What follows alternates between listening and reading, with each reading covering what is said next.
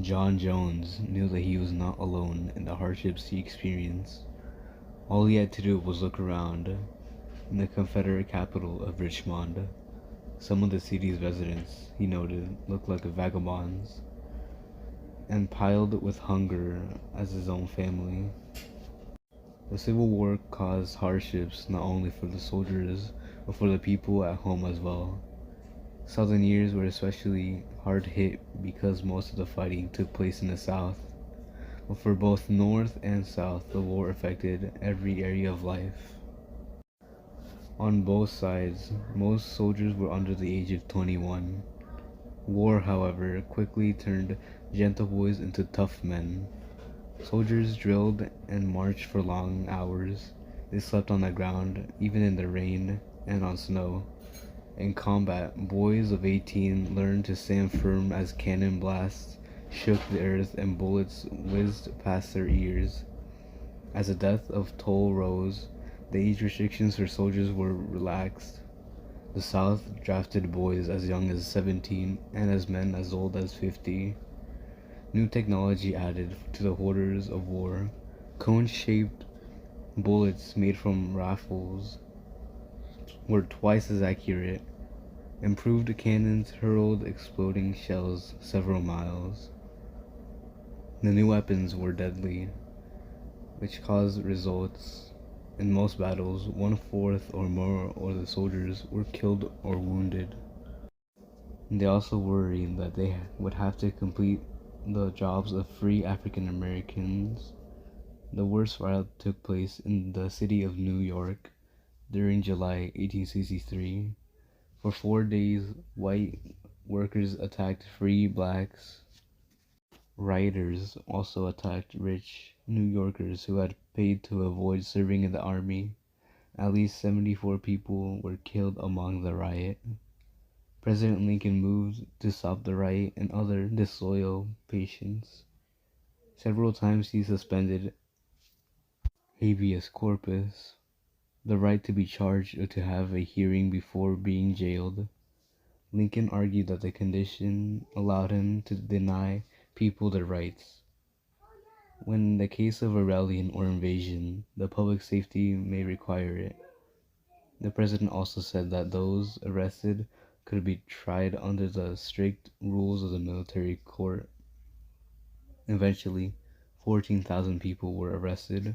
However, most of these were never charged with a specific crime or brought to trial. President Davis, meanwhile, struggled to create a strong federal government for the Confederacy. Many Southerners firmly believed in the states' rights. They resisted paying taxes to a central government. At one point, Georgia even threatened to secede from the Confederacy. Like the North, the South was faced to pass a draft law to fill its army. However, men who owned or supervised more than 20 slaves did not have to serve. Southern farmers who had a few or no slaves resent this law. Near the end of the war, the South no longer had enough white men to fill in the ranks. Robert E. Lee urged that enslaved African Americans be allowed to serve as soldiers. Desperate, the Confederate Army, Congress finally agreed.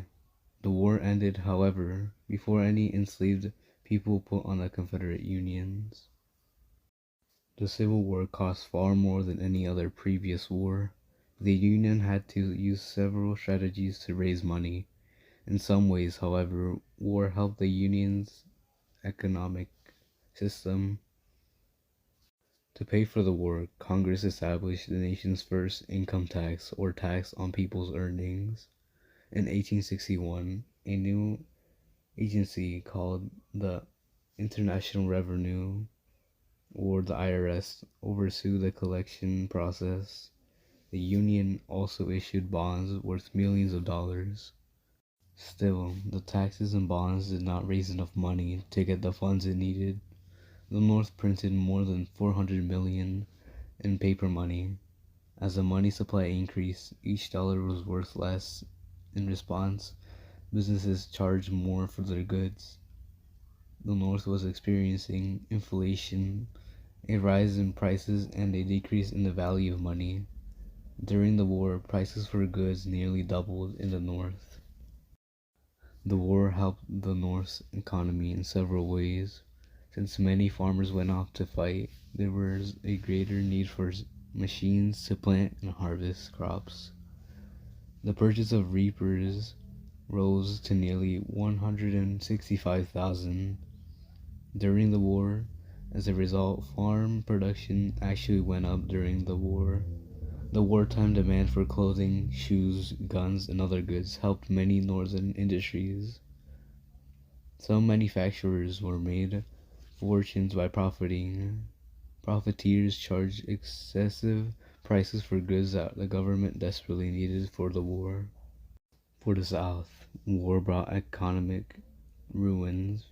The South had to struggle with the cost of the war, the loss of the cotton trade, and the severe shortage brought by the Union blockade. To raise money, the Confederacy imposed an income tax and a tax in kind. The tax in kind required farmers to turn over 1/10 of their crops to the government. The government took crops because it knew that the Southern farmers had little money. Like the North, the South printed paper money. It printed so much that wild inflation set in. By 1865, one Confederate dollar was worth only 2 cents in gold. Prices were especially high in Richmond, where a barrel of flour was $275. In early 1864, potatoes were $25 a bush, and butter was only $15 a pound. War did serious damage to the cotton trade, the South's main source of income. Early in the war, President Davis halted cotton shipments to Britain. He hoped to force Britain to side with the South in return for renewed shipments of cotton. The tactic backfired. Britain simply brought more cotton from Egypt and India. Davis succeeded only in cutting the South's income. The Union blockade created a severe shortage in the South. Confederate armies sometimes waited weeks for supplies of food and clothing. With few factories in its own, the South bought many of its weapons in Europe. However, the blockade cut off most of the deliveries from across the Atlantic. To acquire goods, the government began to build and run factories. Private manufacturers were offered contracts and draft inspections for their workers if they started making war goods. For civilians, the blockade brought food shortages. The production of food became crucial to the economy. Many plantations switched from growing cotton to raising grain and livestock or animals raised for food. In some states, cotton production was limited. Women on both the North and the South played vital roles during the war. As men left for the battlefields, women took jobs in industries and on farms. Women's aid socialists helped supply the troops with food, bedding, clothing, and machines. Throughout the North, women held fairs and other fundraising events to help pay for supplies. Women on both sides worked as nurses at first. Doctors were unwilling to permit trained nurses to work in military hospitals. When wounded men began to swamp army hospitals, however, this attitude soon changed. In fact, one woman performed so well that nursing became an accepted occupation for women. After the war, Dorothea Dix, famous for her work, reformed prisons and mental hospitals, and Clara Barton, who later founded the American Red Cross, both became nurses for the Union Army. Sojourner Truth, the African American anti-slavery leader, worked in Union hospitals and in camps for freed slaves. In the South, Sally Tompkins set up a hospital in Richmond, Virginia.